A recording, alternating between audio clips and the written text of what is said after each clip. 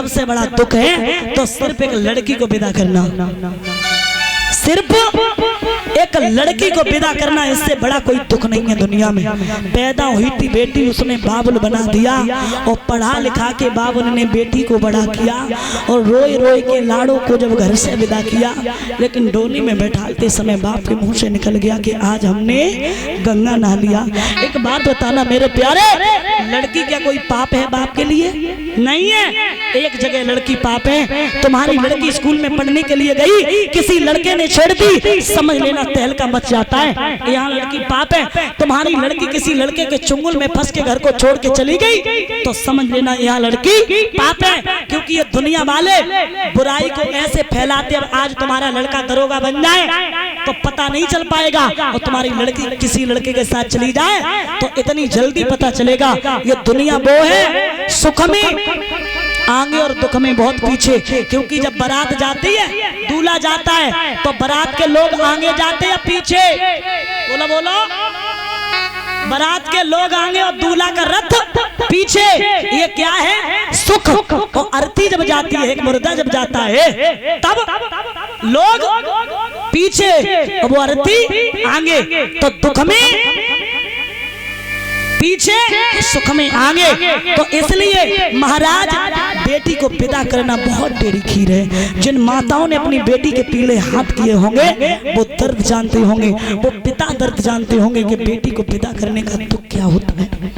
महाराज जहाँ लड़की का सब कुछ होता है वहाँ कुछ नहीं रहता, और जहाँ कुछ नहीं होता वहाँ सब कुछ हो जाता है। बाहरे दुनिया, बाहरे प्रभु, क्या है तेरा रूल है? जिस आंगन में इतनी बड़ी हुई, पढ़ी लिखी और प्यारे, एक बाप की पूरी जिंदगी निकल जाती है लड़का को करने के लिए। मेहनत, मजदूरी, नौकरी, सब कुछ लड़का के लिए करता है, लेकिन लड़का अंत में यही कहता है तुमने मेरे लिए कर क्या दिया।